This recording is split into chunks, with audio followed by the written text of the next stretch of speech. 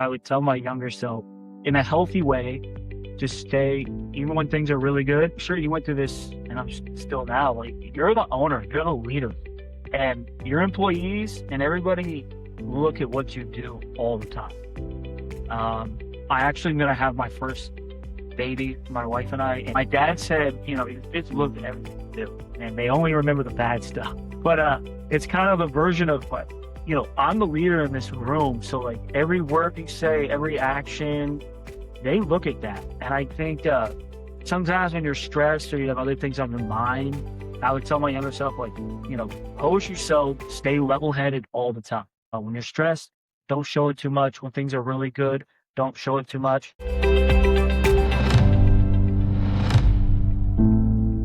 Hello, it's Mitch Tarr from Zen Marketing, and today I'm interviewing Kyle McAllister, CEO and founder of Global Threads. They're a custom apparel maker in the Dallas-Fort Worth area. Love Dallas-Fort Worth. We talked a little bit about gaining traction to get the business off the ground, wealth moving. We talked a little bit about local marketing and the big event that almost cost him his business. It's not quite that serious, but it was a big shock, I'll tell you. At the end, he gives 3 pieces of advice that are very insightful and good. So hopefully that helps you in your business. Let's talk to Kyle. How did you get traction in the early days before anybody knew who you were? Yeah, so I would say the traction actually began. I'm originally from the Seattle, Washington area, and I moved to Dallas, Fort Worth. I took a job at it's Charles Schwab now, but it was TD Ameritrade, and I was always selling custom shirts on the side. And there was one order in particular where I was like, I can do this full time. I did an order for Nordstrom's, and it was their executive like corporate team, so they all got custom shirts and sweatshirts, and it was a good like $1,000 order. And that was new to me at the time. And I was still working corporate, and just like anyone knows, when you get a big order, it's never going to go seamless. So I was having to manage some things at work while I was doing this. And I had other orders too, but it was kind of just snowballing. And I was at that moment that day, I was like, this could be a full-time gig, especially if stuff like this happens. Yeah. So those early orders got you started. What did you do in the early days to get, past that first batch of orders? Yeah, that was a lot of cold calling and a lot of cold emailing, not a lot of success. And there was also a time in that was about 7 years ago, where we were super busy for a bit, but then slowed down, and I actually picked up like a 6-month job for a little bit. So the prospecting, it took time. It took time. I had to go back to work for like 6 months, and then I was still prospecting. And after that job for 6 months, I had enough regular business, and that's what I like in this industry. I'm sure every screen printer would tell you. You just love the reoccurring customers. And once I started cold calling and emailing long enough and having reoccurring customers, that's when I was able to quit that second job I got for 6 months, and I've been doing this full time ever since. Yeah. So 7 years later, what's the split between new customers and recurring customers these days? We're getting about 3 to 4 new customers a month, and then it would probably be 80-20. 80% is probably just reoccurring. Same customer, sometimes same designs, and then what starts to happen is I start off with just screen printing, but then they'll ask, do you do embroidery? And eventually you will. Do you do patches? So you'll grow with them. But I would tell you 80-20. Yeah. So how do you decide whether to take on a new line or product or not? Really good question. Really good question. I think I made the decision to take on embroidery once I saw revenues on a monthly basis were at a certain mark.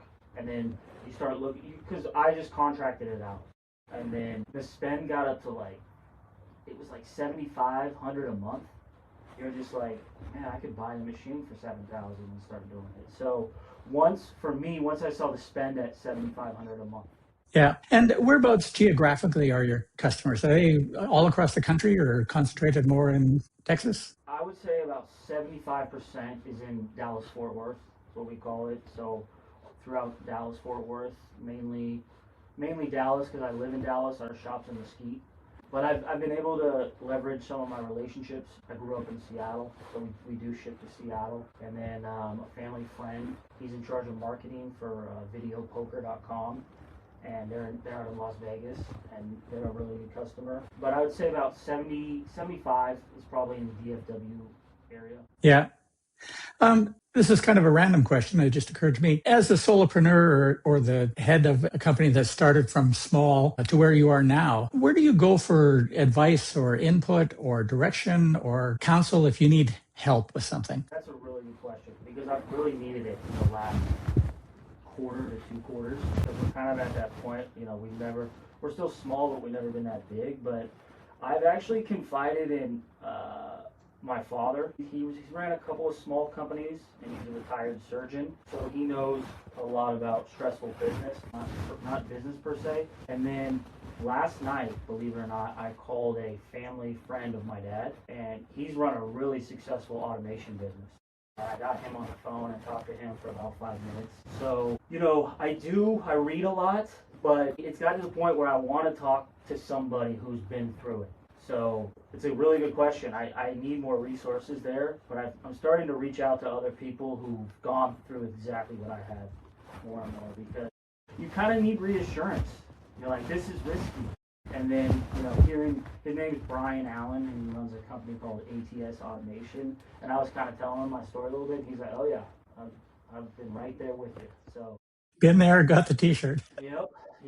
So I just try to reach out to people. I do pick up the phone a lot. I do. It's like I'll call people and say, hey, can you talk for a little bit? And then other than that, I just read a lot. There's a small business page on Reddit. Sometimes that's good, sometimes it's not. And then just reading a lot. But I do like talking to other business owners. Yeah. So in your growth curve, what have been a couple of instances of something that was just unexpected that you thought it would go one way and it ended up being something totally different? So I'm very open about this. I made a mistake not seeing this. They're still a good customer, and their spend was more than I ever would have imagined. They were buying thousands. They had a lot of different stores, and they were buying thousands of shirts and hats from us. And it was a really good business. We executed well. We gave them good pricing, and it was a great relationship.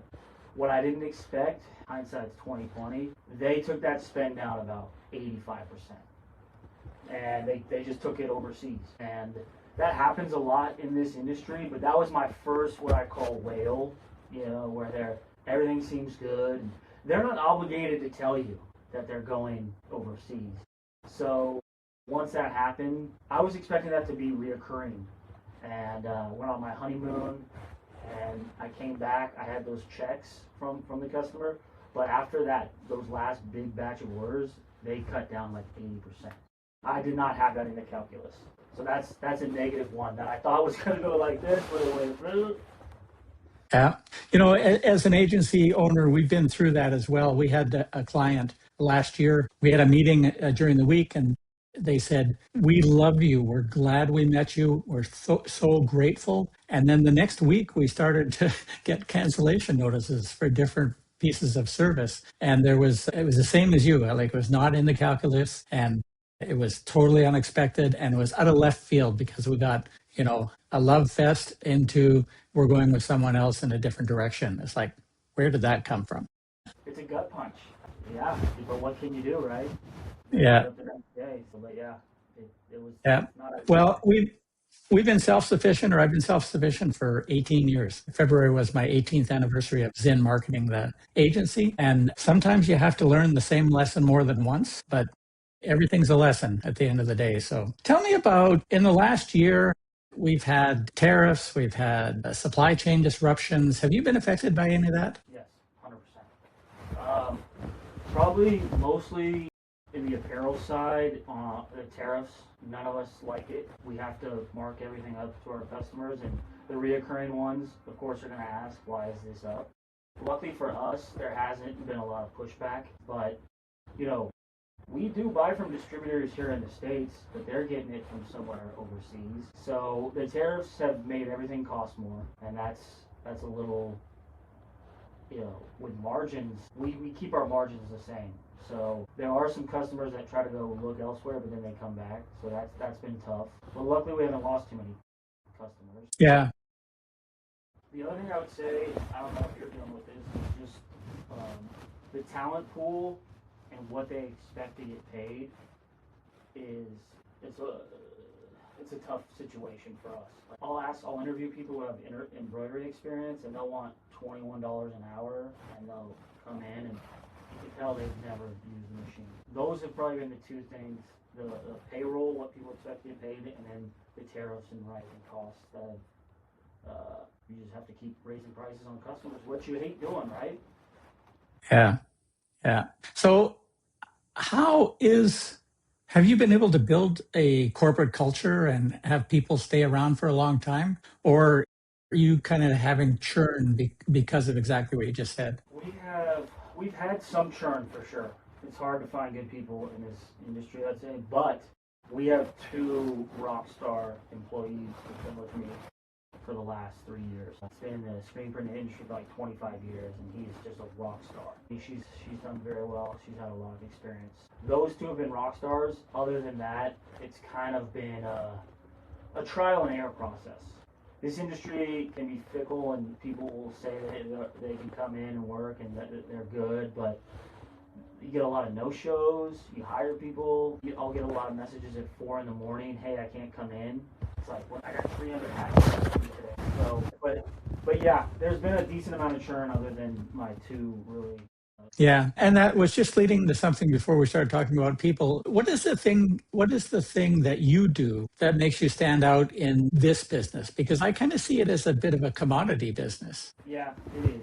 It is. One thing that I've really leaned into is relationships with customers and buyers. And that's what kind of helped us after we lost. I mean, I don't want to say lost, but as I alluded to the spend from our large customer going down, I don't want to say I got lazy, but I was too reliant on that, and it was a lot of work, so I was focusing on that production. And once I got back from my honeymoon, I just, I'm reaching out and calling my previous buyers, current buyers, emailing them about new products constantly. And I'm just staying in touch with them, and that's a big part that helps. And then the other thing that people really want to lean into, at least in DFW, is customers want to work with local people. So building that relationship and saying, hey, I'm a local guy. These corporations, one, we can beat them on pricing because they put fees on it. And then two, like, I'm not going to give you the runaround. If anything happens, any problems, I'm here for it. I answer the phone at 8 p.m. And that's been really, really helpful. Yeah. So that brings up a good question. In the world of marketing, you can do it old school, in person, locally, or you can do it digitally where you never have to leave your Zoom screen. How do you balance between the two, or have you had to yet? On the marketing side? Yeah. Yeah, I mean,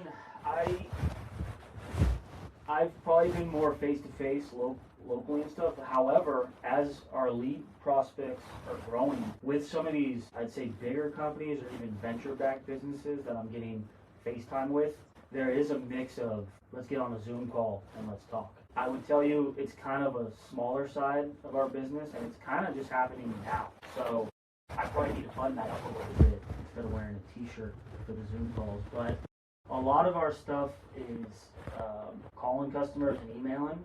But I probably need a better strategy on the Zoom, because I did have a Zoom call last week. To be honest, I wasn't. I think it went well, and we actually might get the business just because I keep bugging her. But it's not something I do a lot, to be frank. So you could give me some pointers on what I can do with that. One of the things, it's a good question to bring up. One of the things that I like to do with some of our customers is if you've got a transcript from your sales call, that transcript is basically a record of the questions and answers.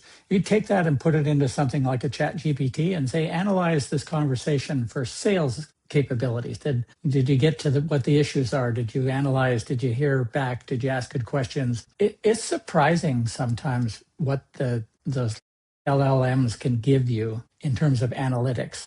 And it can be sometimes a real slap in the face because you think you just got it right. And it says, yeah, but you didn't hear the one main point that ended up being the reason that you didn't end the call with a successful outcome.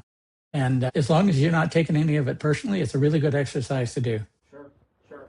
I Yeah. will say on the Zoom call with this customer, and I think it's a good chance we get it, but we'll see. I acted quickly, but she did ask me if I had any questions, and in my head, I was like, not really, but I was like, you should.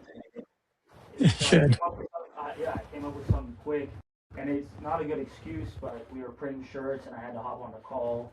But yeah, I think that's good advice. Yeah. You got to do that. I'll be humble because I think it's not something I'm particularly great at yet. Yeah. Well, I used to run a sales training. I used to train sales reps for a living. I worked for IBM for a long time. When they had their offices in Las Colinas, we used to be down in the DFW area a lot. But one of the things that I've been surprised by was with the analysis like that of a sales call, how many things you have forgotten or forgot to do or neglected or gotten rusty or just, if there's 10 things you should do in a sales call, you miss two of them. And it's a different two every time. Sure. So but that raises the AI question. Has it come to your business yet, or your market yet? I use AI. I use ChatGPT and Perplexity.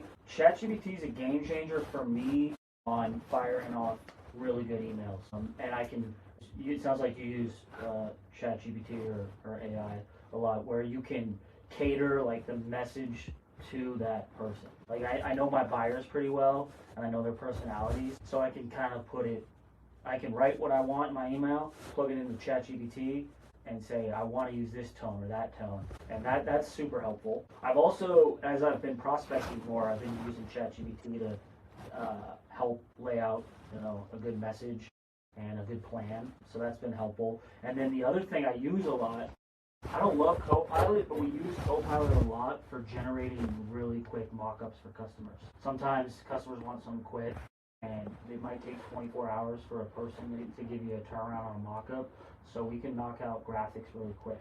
So I would say I use it quite a bit, and I'm forcing myself, probably like you and everyone else, to how can we use it more? How can I use it more effectively? So I'm always open to ideas on that too. Yeah, we have that conversation a lot around copywriting because in our shop, we have a couple of professional world-class copywriters because we think the words matter. And when we don't we use Claude mostly. When we don't give good prompts and good direction for copywriting, we'll get bad quality copy. And it's only because we know good quality copy that we can spot bad quality copy. So, we're constantly telling it, don't write to, you're not writing a scientific dissertation here. Write to a grade 6 level and write it, put a personality into it, but don't be silly. Like it's we got to get the voice right. And every customer that we have has a different voice that they want to represent themselves with. So we're sort of a steward of the skill as opposed to abdicating the skill to something else. We're trying to point it in the right direction and have it do what we want it to do, which is different every single time. But I continually am telling my staff, the words matter. What you put in an email matters. What you put on a marketing campaign matters. It's the thing that's going to connect with. And designers think this isn't always a popular opinion, but to me, for the type of work that we do, design is the thing that holds the copy. It is the placeholder for the copy. So as long as you make it so that the copy can be read and easy to understand and properly presented, then design your heart out. But you got to make sure you're putting the idea where it can be easily consumed. Sure. So sometimes it makes our designers crazy. So one thing I have been asking everybody, if you could give 3 pieces of advice to yourself like 5 years ago, what would you tell your previous self to do, to focus on? And it can be strategic or tactical or... Yeah, I read a book from a founder of Intel back in the day, and I think it's something about, he's got a saying about stay paranoid. And obviously Intel's got their lunch you can buy NVIDIA, so they didn't stay paranoid. But I would say that would be number one, because as I have alluded to, we were doing super well, and I was super happy we had a good mix of customers, and we had our big whale, and I was just focused on production and making sure it was A-okay going out the door, and still taking vacations with my wife, which you should do as an entrepreneur. But I kind of lost I don't want to say, when you first start, that hunger, I wasn't doing other things. I wasn't prospecting. I wasn't talking to other people. I wasn't looking at other trends in the industry. So I stopped staying paranoid. So I would tell my younger self, in a healthy way, just stay, even when things are really good. That's a good observation. I think, then the other thing that I'm learning, I've never, I'm sure you went through this, and I'm still now, like, you're the owner, you're the leader, and your employees and everybody look at what you do all the time. I actually am going to have my first baby, my wife and I, and we're going to have a daughter at the end of April. And Congrats. thank you. My dad said, your kids look at everything you do, and they only remember the bad stuff. But it's kind of a version of, like, I'm the leader in this room, so, like, every word you say, every action, they look at that. And I think sometimes when you're stressed or you have other things on your mind, I would tell my younger self, like, compose yourself with a high degree of just stay level-headed all the time. When you're stressed, don't show it too much. When things are really good, don't show it too much. So those would be the first two that come to my mind. And then I think the other one I could say is just ABC, always be closing, always be selling. That kind of goes with being paranoid, but you can always be getting more customers, especially when you're small like us. So I pride myself on being good at sales, and I don't know, sometimes you get a little comfortable, so I would just tell my younger self, always be picking up the phone, always be talking to people. Those groceries, Stay hungry. Yeah. And I mean, what would you, I thought it was good, like, you have a little more experience now, but you can always be looking back and learning from mistakes.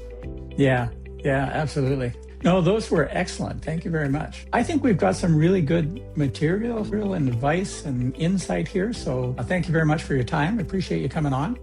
And we appreciated you learning more about your business and some practical advice and tips and hints. And that's all you can ask for. I hope you enjoyed that and found some information in there that is actionable and helps you to grow your business. As you may or may not know, it's in marketing. We've been doing email marketing for companies for 18 years now. And we know a thing or two because we've learned a thing or two. But I want to make you an offer. The first thing we do when we take on a new e-commerce client is to build out their welcome series. It's not flashy, but it is consistently one of the largest revenue generators of all the flows that we install. And most brands don't have a good one. So if you feel like you might not have a good one, I want to give you a head start. Send me your site. Just send me an email to mitch@zinmarketing.com. And I'm about a custom welcome series flow for your brand. The flow, the angles, all the copy that you use. Basically enough material to basically make it live. Free money, if you will. Just done for you. No strings attached. I'll send everything back via email. Send an email to mitch@zinmarketing.com. Free welcome flow.